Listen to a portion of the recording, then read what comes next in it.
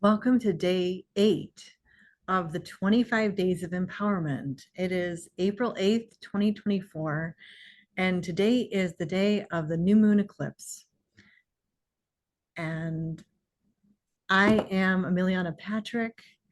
I'm a breathwork facilitator. I'm an astrologer. You can find me at thepatrickpearl.com. You can find me for acupuncture at the Daoist Tradition Student Clinic on South French Broad in Asheville, North Carolina. And I am Tiffany. I'm a self-love and feminine empowerment coach, but my messages are for everyone. And you can find me on Instagram at tigerlily.and.co. So today, our day is split. In the morning until 2:21 p.m., we're still in the balsamic time, which we just did yesterday. So that energy of yesterday carries all the way into 2:21 p.m. today. Will you remind us what balsamic time is? Yeah, the balsamic time is the end of the moon cycle. It's the time when we're emptying out. It's that time of silence and grieving and celebration, as you reminded us yesterday.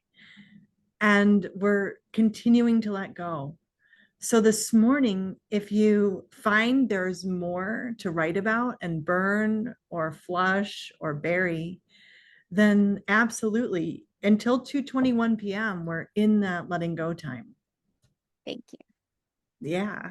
And then, but as we head into today, what you're going to notice if you're paying attention, and it's okay if you're not, by the way, if you slow down enough, though, you're going to notice this happen. Mm. Because on an eclipse, on a new moon eclipse, tremendous amounts of energy come into our planet. It's like, and it electrifies us. There's movement with this. The number one thing I would say to everyone watching this for April 8th is please be safe. Drive slower. If you need to operate heavy machinery, do it safely. Be careful with your knives at home. Just slow down, even though there's this undercurrent of energy. Feel your feet. Big one. Come Mm. into your feet. The feet can't live in the past or the future. The feet, the moment you put your attention on your feet, you can feel that, by the way, come up your legs into your pelvis, and it's like, and it instantly the diaphragm responds. Mhm. The other thing I would say, tomorrow on the 9th and the 10th, we're going to be talking about how to do the treasure map ceremonies. Keep a notebook with you today. Any ideas that you have, jot them down, but don't do any new moon ceremony today. Doing a new moon ceremony today would be like trying to plant a seed in the middle of a tornado. It's it's not gonna go. It's honestly just way too unstable. So that's my astrological 2 cents today. Um, the feeling of chaos. It's just as I'm imagining moving from this restful, quiet, calm, grieving state, excuse me, automatically to this eclipse. Even the people who are not looking at this from a spiritual perspective, just our lay people, our muggles, if you want to call them that, are fascinated by the eclipse. Everyone is excited about it. And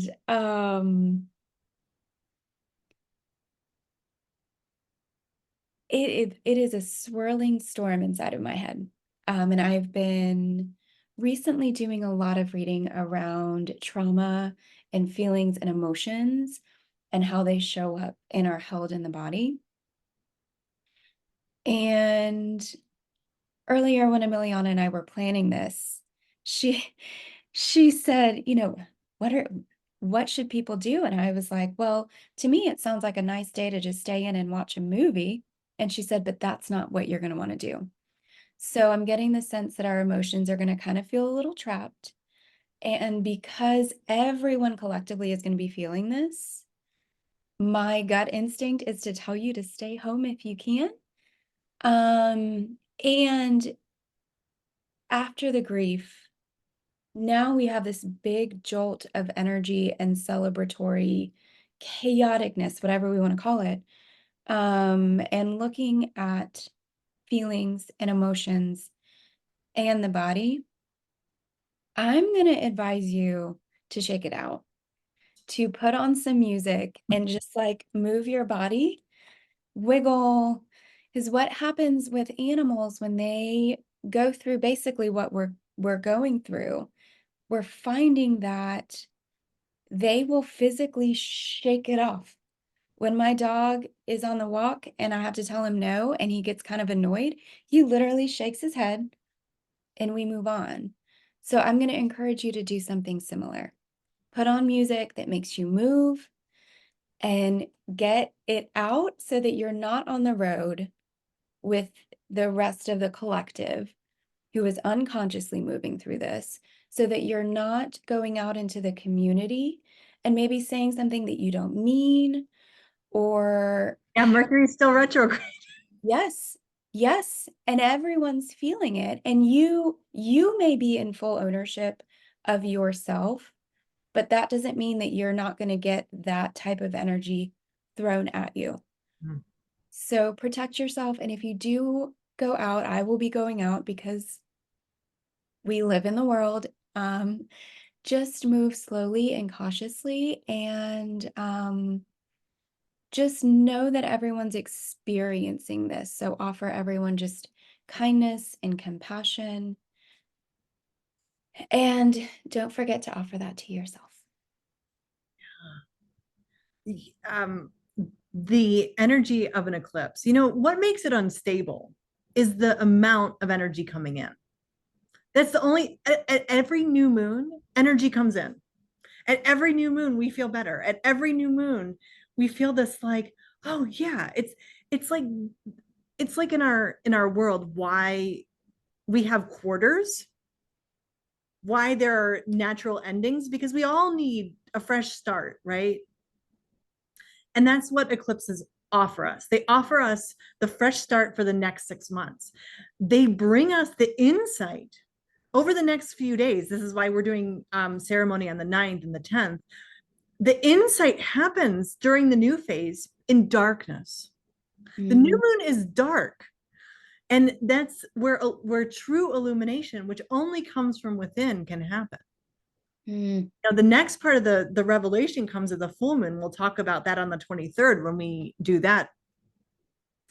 How is a new moon and a full moon different? How do you work with them? Mm. So we're going to talk about that in 2 weeks. But the new moon is the time of pure potential.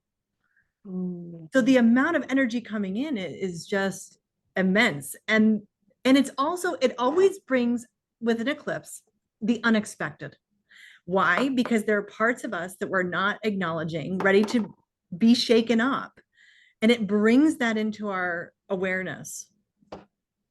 So the other theme of this eclipse, because yes, we talked yesterday about unhealable wounds,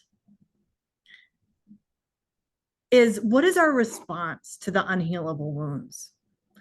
Is Mm. it rage? Is it a sense of injustice? It's really, really easy with the energies of this particular eclipse for rage and blame. Mm. So you may want to find yourself today, even though it's an eclipse day, writing out all of the injustices that you've suffered in your life and burning it up. Mm. Not to say you're allowing that to happen again, or not to say that you even need to forgive it. This is about honesty. That's all it's about. It's about acknowledgement to yourself. And the reason why you burn it is so that you don't get attached to the story. Mm. Yep. So you want to write about where it's like what happened. It's almost like if you were having a conversation with a guide or a saint, or again, we're touching in with that unconditional love of the higher planes. and you just wanted to get it off of your heart, Mhm. to acknowledge what happened. Today's a great day to do that. Mm. Beautiful. Beautiful. Okay, now I feel less scared about the eclipse. Thank you. Yeah, no. And you know what? The cool thing about that is the more you are informed, the less scary it is. Mm. And the more you just kind of watch. If someone does something that's completely out of character, you're just like, I'm going to breathe through that. This is Mm. an eclipse. Mhm. If I'm not saying, be a doormat. If you need to hold a boundary, hold a boundary. But I'm saying it's a great day to just allow people more space Mm. than because we're all having this influx. Yeah.